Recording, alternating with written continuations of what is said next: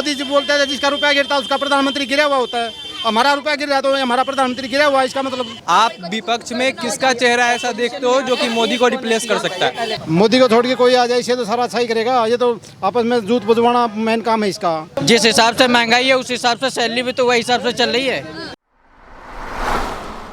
कैसी लग रही है मौजूदा सरकार? महंगाई ज़्यादा हो गई है जी। महंगाई सिलेंडर 400 रुपये का होता था 1100 का हो गया है। सिलेंडर को नंगा नाच करते थे, अब कहाँ गए हैं? अब तो नहीं कर रही है स्मृति ईरानी। किसकी सरकार आएगी कि सिलेंडर और आपकी जो भी प्रॉब्लम है उसका हल निकलेगा? मोदी को छोड़ के कोई आ जाए इसे तो सारा अच्छा ही करेगा। ये तो आपस में जूत बुझवाना मेन काम है इसका। हिंदू मुसलमान करवा देगा और एंडमेंट करवा देगा, काम करना ही नहीं है। रेलवे मुसलमान हो रहा है? हाँ कहाँ हो रहा है? हो तो रहा है, वोट किस लिए आ रहा है? इसीलिए तो आ रहा है। क्या लगता है भाई साहब, हिंदू मुसलमान हो रहा है क्या? नहीं हो रहा है, नहीं हो रहा, लेकिन भाई साहब कह रहे हैं हिंदू मुसलमान हो रहा है। ऐसा नहीं हो रहा नहीं, मोदी सरकार में काम हो रहा है सर। है। अच्छा हो रहा है काम, कैसी लग रही है आपको सरकार? बहुत अच्छी, सही चल रही है अभी। लेकिन ये अंकल जी खड़े हैं परेशान है कि सिलेंडर महंगा हो गया है। सबकी अपनी अपनी सोच है, सब लोग अपना। मोदी जी ने हर घर में वो आर्मी की सर्विस कैसे साल कर दी? 3 साल कर दी। हर घर में फौजी बने। और पहले 20 साल की 18 साल की कोई फौजी बन लो। एक आदमी तो 70,000 रुपये में काम कर रहा है, एक आदमी 25,000 रुपये में काम कर रहा है। वो उसी का पैसा काट के 25,000 रुपये 3 साल में 12 लाख रुपये दे रहा है। किसान की कमर तोड़ दी है। किसान के बच्चे विदेश की तरफ भागने लग गए हैं। पहले भी महंगाई थी क्या महंगाई? 400 का 1100 में कोई फर्क नहीं है। पेट्रोल 70 रुपये में और 100 रुपये में कोई फर्क नहीं है। पहले डॉलर 12 रुपये का, कोरोना में 12 रुपये का डॉलर। उस हिसाब से इनकम भी तो कम थी। क्या सैलरी उस समय मिलती थी? कितनी सैलरी थी? जिस हिसाब से महंगाई है उस हिसाब से सैलरी भी तो वही हिसाब से चल रही है। कह रहे हैं कि मोदी जी की सरकार जो है पार्टी, इनको हटा देना चाहिए तो ये हिंदू मुस्लिम खत्म हो जाएगा, महंगाई कम हो जाएगी। लगता है क्या? ऐसा कहीं कुछ नहीं लगता है, नहीं। बताओ कि हिंदू मुस्लिम की वो है। मोदी जी सिलेंडर दे, सबको दे, कोई जात बिराजी पक्ष तो ना करी है। राशन मिल रहा है फ्री में, ये शौचालय सबको दे रहा है हर घर में, और जिसके कच्चे मकान है उसको कॉलोनी दे रहा है। अब ये फ्री में क्यों दे रहा है? तो चलो ये दोनों बात आ गई ना। अब केजरीवाल फ्री में दे रहा है तो कहते हैं फ्री क्यों दे रहा है। अब यहाँ फ्री में कह रहे हैं फ्री में राशन मिल रहा है, तो दोनों बात होगी ना। यहाँ फ्री में दे रहे हैं, वहाँ उसको बदनाम किया जा रहा है। और एक कंट्री के पर्सपेक्टिव को सेम क्यों देख रहे हैं? अभी फ्लड आया तो केजरीवाल क्यों उस चीज़ में बैकफायर? आप बेंगलुरु जाके मीटिंग अटेंड कर रहे हैं बट आपके फ्लड में आप वहाँ पे नहीं है। Where were you? आप कहाँ थे? केंद्र सरकार क्यों नहीं? स्टेट लेवल पे जिसका काम है वो देखे ना। स्टेट लेवल पे पावर कहाँ है? पावर है नहीं केजरीवाल के पास। किसने का आपको पावर नहीं है? आपको जो इतने आपने जो इतने सेंटर से बजट लिए, आप यमुना लेवल पे जो आपने लाया है रीडेवलप वगैरह के लिए, यमुना लेवल पे आपने जो बजट लिया है सेंटर से, तो फिर उसका क्या? केंद्र जिम्मेदार है, केंद्र नहीं कर रहा। अब केंद्र ने अपनी आर्मी भेजी थी, नहीं भेजी थी? केंद्र ने आर्मी भेजी थी ना, सीआरपी भेजी थी और आर्मी भेजी थी वहाँ पे। क्यों? के हर बार ठीक है केंद्र के ऊपर थोड़ी पड़ता है, हर बार केंद्र के ऊपर नहीं पड़ता ना, आप हर बार पड़ देते हो। इन्हें तो सिलेंडर महंगा लग रहा है बस। हाँ, अरे हर कोई इंसान कमा रहा है, हर कोई खा रहा है, 2 रोटी कम खा रहा है। अभी यहाँ आप कल पली तरफ चले जाना, आम आदमी ने टमाटर बांटे थे। क्या बांट के क्या करेगा? क्या वोट मिल जाएंगे टमाटर बांटने से?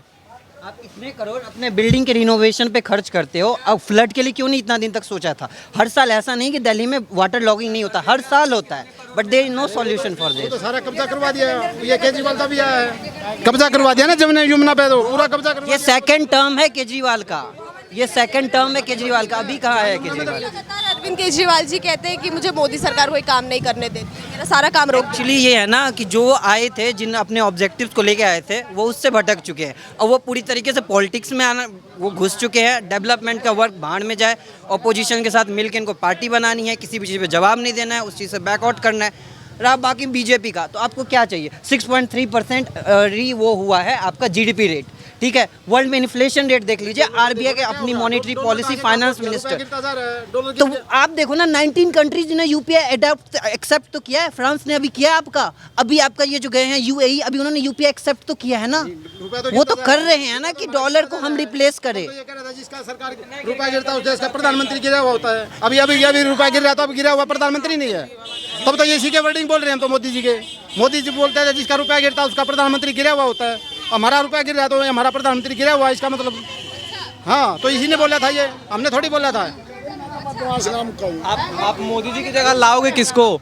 आप विपक्ष में किसका चेहरा ऐसा देखते हो जो कि मोदी को रिप्लेस कर सकता है? अगर एक मिनट के लिए आप बोलते हो महंगाई बढ़ रही है, बेरोजगारी बढ़ रही है, मैं उस बात को एक्सेप्ट करता हूं, तो आप ऑपोजिशन में किसको लाओगे? किसका चेहरा मोदी के सामने लाओगे जो कि मोदी को रिप्लेस कर पाएगा? राहुल गांधी को लाओगे जिनको 4 लाइन हिंदी बोलने नहीं आती, जो कि इस स्क्रिप्टेड स्पीच भी मिस कर जाते हैं, या फिर किसके लाओगे? मेरा मानना ये है कि अगर विपक्ष की सरकार आती है तो डिसीजन मेकिंग कम होगा देश में, कोई भी डिसीजन लेना होगा वो ले नहीं पाएंगे, और उनमें कहीं ना कहीं यूनिटी नहीं आ पाएगा, किसी में लीडरशिप नहीं आ पाएगा। अगर वो किसी को अपना लीडर बनाते भी हैं, वो लीडर भी कहीं ना कहीं डिसीजन मेकिंग नहीं कर पाएगा, अपने कंट्री को ठीक से रिप्रेजेंट नहीं कर पाएगा। तो इसलिए मैं मानता हूं कि अभी वैसा कोई विपक्ष में चेहरा नहीं है जो कि मोदी को रिप्लेस करे। अगर वैसा कोई आता है तो हम बिल्कुल सोचेंगे कि दूसरी सरकार आए, दूसरे को मौका दिया जाए, वो आए, बेरोजगारी कम करे, महंगाई कम करे। But who is there in opposition? You have to look for that. बाकी इंडिया ने अपना एक डेवलपमेंट देखा है, जो भी है चाइना से इन्वेस्टमेंट वो यहाँ वापस इंडिया में करना चाहते हैं। आपका जो है निफ्टी, उन आपको जो निफ्टी है आपका वो 19,000 आपका मार्क क्रॉस कर जाता है। सेंसेक्स एक पार्टिकुलर क्रॉस कर रहा है। वाई? बिकॉज जब ये जो आपके फॉरेन इन्वेस्टर्स है वो इंडिया में अपॉर्चुनिटी देख रहे हैं, इसी वजह से यहाँ पर करना चाह रहे हैं। तभी तो ये जो आपका मार्केट का एक ट्रेंड है जो सेट हुआ है इसी रीजन से। बिकॉज चीज़ें, बहुत सारी चीज़ें ऐसी है ना जो हमें पता नहीं रहता है। अंकल जी ने एक और चीज़ बोली कि मोदी जी के राज में हिंदू मुस्लिम बहुत हो रहा है, लगता है आप लोगों को? किसके टाइम पे नहीं हुआ? सेंट्रल में जब गोधरा कांड भी हुआ तो सेंट्रल में कौन था वहाँ पे? द थिंग इज दैट ना, हिंदू मुस्लिम ये चीज़ें वो देखते हैं, एक ग्राउंड लेवल पे देखते हैं, और ये अपोजिशन पार्टीज़ भी कहीं ना कहीं इस चीज़ में ज़्यादा रहती है। But I don't think so कि कोई हिंदू है या मुस्लिम है यहाँ पे। Everyone is getting equal opportunity, चाहे जॉब हो चाहे जो भी हो, आप मेहनत करो, आपके बदौलत है। देखिए, जहाँ तक हिंदू मुस्लिम की बात है, वो कुछ ऐसे लोग हैं जो कि बस हिंदू मुस्लिम ही करते हैं, ठीक है। बाकी जिन्हें नहीं करना है वो नहीं करते। कुछ ऐसे लोग हैं जिनका दिन हिंदू मुस्लिम से स्टार्ट होता है और उनका कहीं ना कहीं दिन भी उसी पे कंप्लीट होता है, ठीक है, और वो शुरू से होती आई है, ठीक है, और जिसको करना है वो करता रहेगा। जो एजुकेटेड हैं, जिन्हें अपने परसेप्शंस पता है, वो कहीं ना कहीं हिंदू मुस्लिम और जातियों को नहीं देखते हैं। जिन्हें करना है वो किसी भी सरकार में करेंगे, सरकार उन्हें नहीं रोक सकती है, ठीक है। जो हमारी मौजूदा सरकार है उनको हराने के लिए महागठबंधन हो रहा है, जी। उस पर क्या कहना चाहिए?